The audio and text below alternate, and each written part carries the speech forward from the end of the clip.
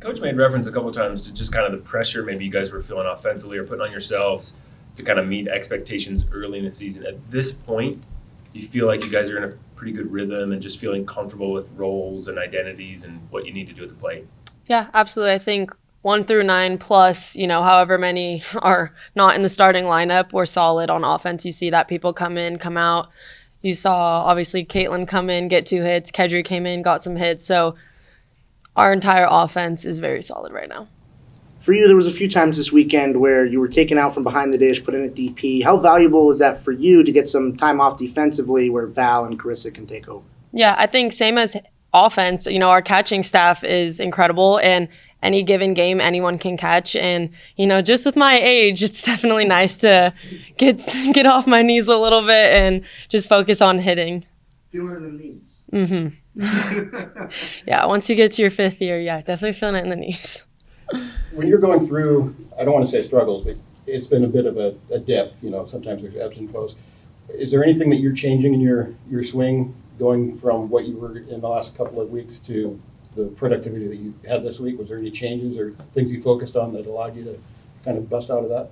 I think the cool thing about being a 5th year is mechanically I'm very set in my swing. So the only adjustments I would say I make from a week to week basis is tempo, rhythm, and pitch selection. So definitely worked with Coach Martyr on rhythm, and in some games we went into a take system, so we were able to see more pitches, which really helped with pitch selection.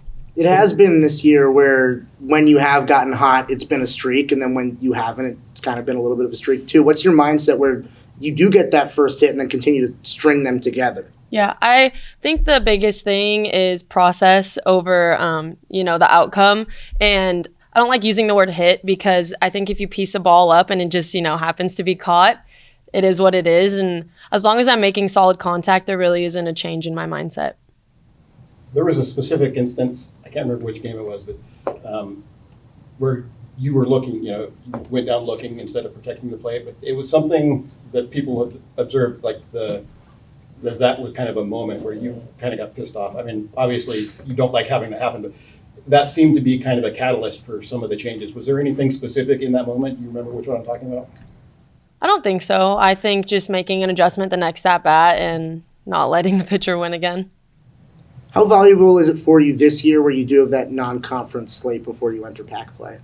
I think this was the hardest non-conference that I've ever been through. Palm Springs is always a grind, and being able to take those 3, top 25 wins really helps us going into PAC understand what we have and what we're capable of before we face, all of our tough Pac-12 opponents. Obviously, you've been through it before, but last year you did only play half the season. Is there a little bit of a mentality adjustment period because now you are starting out playing the full year through the full non-conference and conference schedule?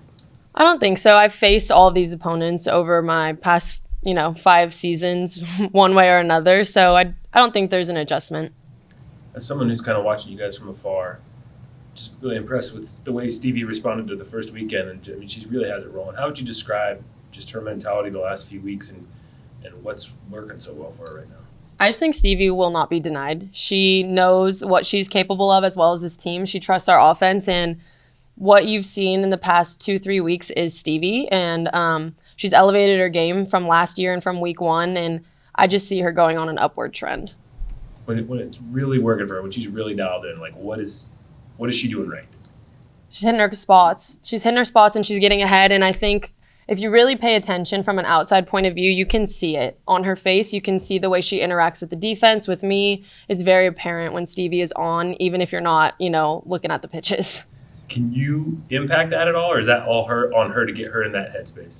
I think for the most part, it's our, relationship that we've already created. But there are definitely times where I kind of have to pull her out of her own world, as with any pitcher. But she definitely brings the fire on her own.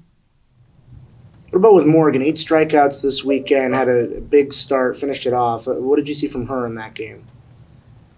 Morgan is crazy. Her tempo, if you notice, she works the fastest out of any pitcher that I've ever caught. And it makes offenses very uncomfortable, and that's how you know Morgan's on. If she's getting the ball, getting back on the mound, and throwing, she's on. And I absolutely love her mentality on the mound. You don't see any emotion from Morgan, positive, negative. But but she definitely does a good job interacting with me in the defense. She just is very even-keeled. Does it impact you with that fast pace where you're like, oh, I got to get into my crouch now. We're ready to go? A little bit, but I'm learning. Caught Morgan a few times, and I think it's been an adjustment for everyone. Defense, too, just understanding that we're getting the signs a little bit earlier. We need to get set a little bit earlier, but if it works for Morgan, we're going to do what we need to do. Could she ever get going too fast?